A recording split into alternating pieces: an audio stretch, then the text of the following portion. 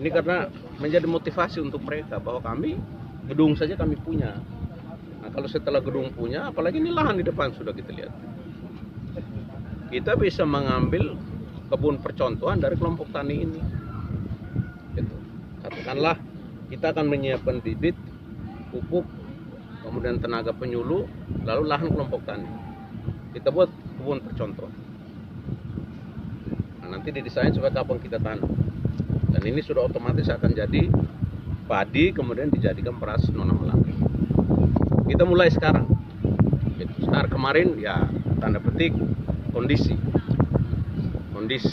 dan namanya rencana. Ini sebetulnya adik-adik bisa tanya dengan profesor siapapun. Kalau kita mendesain sesuatu tanpa planning yang matang, itu juga susah. Karena kita harus punya perencanaan yang matang.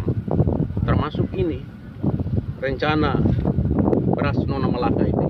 Ini kan saya teriak sejak kampanye. Tapi kenapa sekarang baru mulai turun eksekusi? Ya karena kami mesti melalui tahapan-tahapan. Gitu. Termasuk negara hukum. Kita tidak bisa mengatakan, oh ini sudah ada beras Nona Malaka. Buktinya apa? Kami harus mengurus dulu dokumennya. Maka sering saya katakan kami sudah punya merek. Mereknya sudah ada. Nah sekarang merek ini sudah ada, varietas yang kami pilih. Klik nggak, linear nggak dengan apa yang kita urus dan apa yang kita tanam di sini. Gitu. Lalu apa keunggulannya? Dan kenapa harus disebut dengan beras Nona Malaka? Kan masih banyak beras yang lain. Ya tentu kita harus punya varietas yang betul-betul unggul. Kemudian katakanlah orang makan ya bisa mengurangi penyakit. Atau barangkali linear dengan program pemerintah pusat. Minimal tidak kalau dijadikan bubur, kalau bayi itu menikmati bisa mengurangi angka stunting. Itu salah satu keunggulan yang akan kita promosikan. Atau minimal tidak orang biasa makan nasi takut karena kolesterol, tapi jenis padi yang satu ini tidak perlu takut karena ada keuntungan bagi kesehatan kita. Nah inilah kita harus punya perencanaan. Jadi kalau orang keluar-keluar di sana sini ya silakan Anda berkotek karena Anda tidak tahu apa yang kami lakukan. Anda hanya bisa menilai. Tapi kami tentu punya planning, perencanaan karena kami ini eksekutor dan anggarannya harus terukur. Harus dihitung. Kalau tidak ada anggaran bagaimana kita bisa ngomong? Gitu. Jadi saya berterima kasih karena hari ini sudah unit bangunan yang kedua. Ya, semoga bermanfaat untuk terutama adik saya Nardi dengan kawan-kawan betul-betul jadikan tempat ini tempat belajar, tempat diskusi juga.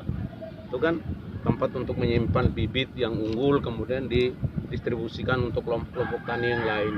Ini kan kita mulai percontohan dari kelompok tani Maurice Diak. Ya, Maurice Diak ini kan bahasa Malaka. Artinya kan hidup yang baik, hidup yang layak. Saya kira itu. Siapa target produksi tahun ini? Ya, saya harus melihat dulu potensi. Tadi kan saya hitung angka. Angka yang tadi saya hitung ini untuk secara keseluruhan Malaka. Gitu. Baru kita sebut swasembada. Ya, tapi kan saya harus lihat dulu datanya. Gitu. Karena kan di pertanian itu ada istilah CPCL. Calon petani, calon lokasi. By name, by address. Saya harus kumpul dulu datanya. Kemudian bagaimana persiapan? Karena kalau target berapa persen dari sekian ratus ton, ya saya harus hitung dulu lokasi. Ya, setelah hitung lokasi baru saya bisa komentar. Untuk langkri. Langkri nanti kita bicara, karena itu kan kita akan bicara soal jagung, soal kacang hijau, dan nanti kita akan bicara. Nah, hari ini kan kita fokus dulu, supaya tidak bias. Tulisan juga menarik dibaca kan. Hari ini kita kerja apa, tulis itu. Ya. Terima kasih Anda Pak. Ya.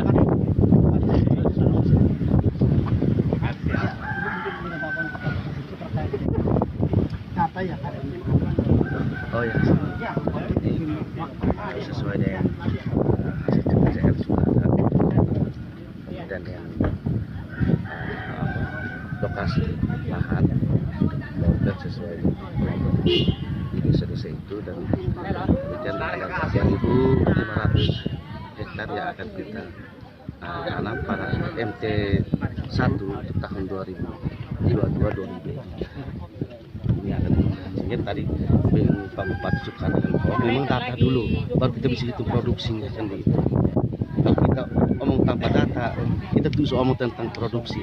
Nah, itu tadi sudah sudah data yang lahan yang disiapkan itu 3.500. Kalau kita dua kali MT1 MT2 berarti kan 7.000, artinya kan 2 kali produksi. Nah, ini akan kita hitung berapa produksi MT1 MT2.